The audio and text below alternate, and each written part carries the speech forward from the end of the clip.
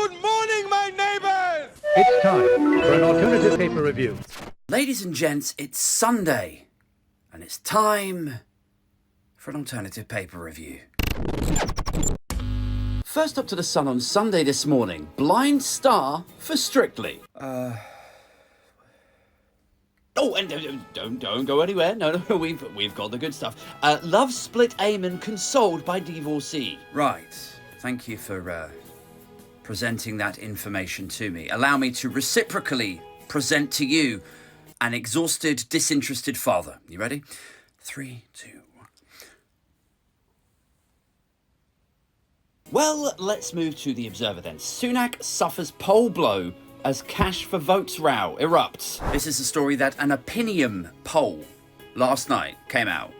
10,000 people asked, and it looks as though the Conservatives have lost another 4 points of support. Since the election was announced, since they went hardline, chasing the reform votes, more so, they've become even less popular. Which, as I was saying on Twitter this morning, is never not funny. It's so funny seeing the Tories chase after these reform votes that patently don't exist. You know, like every time they lose another couple of points in the polls, people are like, oh, well, we've got to get tougher on the boats. We've got a campaign that we're going to leave the ECHR. We've got to go harder, right, guys? But every time, historically, dating right back to the Boris Johnson days, every time they've moved further right, Labour have increased their poll lead. Now, it is true to say that Reform have also. However, if you look at the polling that came out last night, even if you added every single percentage point of Reform support to the Tories, they would still be down by 12 points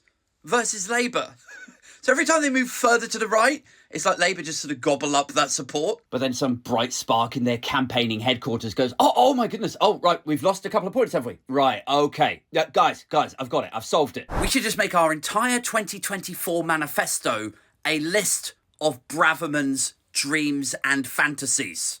A Sewellian fantasy of bringing back the death penalty in debtor prisons. Still, as devastating as these polls must be for the grassroots Conservatives who were tasked with going out and knocking on doors before being promptly hosed off the driveway, I can't imagine Sunak himself is particularly concerned. And not because he's definitely going to move to California immediately after the election, but because actually Labour are headed for a hung parliament.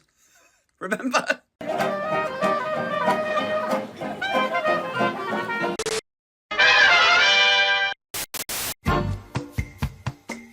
Next up to the Mail on Sunday. Tories SOS to Rishi.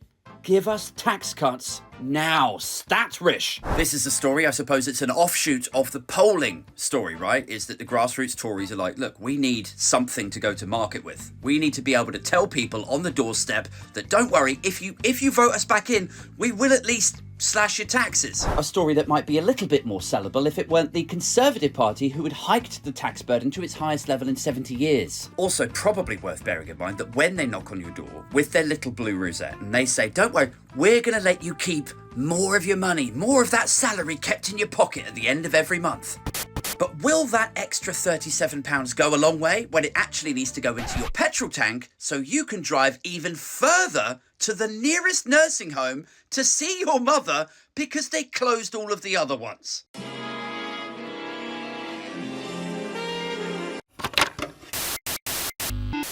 Over to the Sunday Express, who say Labour's £1,000 tax raid on old age pensioners. Oh, Labour, they just never stop mauling the pensioners, do they? They're so bloody cruel. Labour will betray pensioners, says the Sunday Telegraph. Like, where have these guys been for the last 14 years? Do they think the Conservative Party have some sort of unblemished record of nurturing and looking after British pensioners, do they? From tanking living standards and life expectancy to delaying their cancer treatments to forcing them onto buses to stay warm to the social care crisis to let the bodies pile high. But the Conservatives have killed so many pensioners over the last 14 years. There are doctors out there who, when tasked with filling out a death certificate, they can actually put cause of death, the Tories. I mean, just look at them.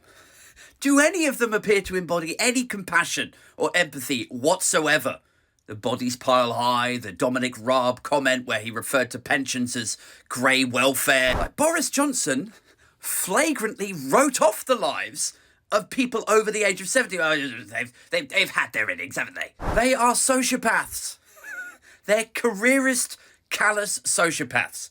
That's what they are. Like, look at people like Priti Patel and Dominic Raab and Liz Truss and Sue Ella. Like, they're the sort of people who would turn up to your grandfather's vigil with a candle, rooting for the stroke. A visage that is not dissimilar to me turning up to the private school fundraiser with a picket sign like, "Hooray for VAT!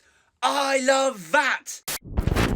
Guys, that's it for this one. If you're not on the Patreon or the YouTube community yet, there are links to both in the description below. I'm doing an in-person meetup / drinks thing in London for all of my backers on Saturday, the 6th of July. If you're not in a position to join Patreon or YouTube community thing, like you don't want to add to your subscriptions in this economy, that is totally fine. However, there is the super thanks option. If you click the little 3 dots, you can drop a little tip in the tip cup.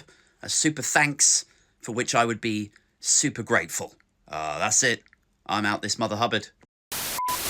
From your neck to your ankles, your black balls screaming booze down the damn halls and crank calls. Reviews and those rant balls, my man brawls. Your straw man, your ball games, it's your dad's balls. All day, every day, your boy's killing it. Quick dealing the sick shit, straight illin' it. Slick figure in politics, for the thrill of it. Pillin' beer, swillin', going ape on gorilla shit.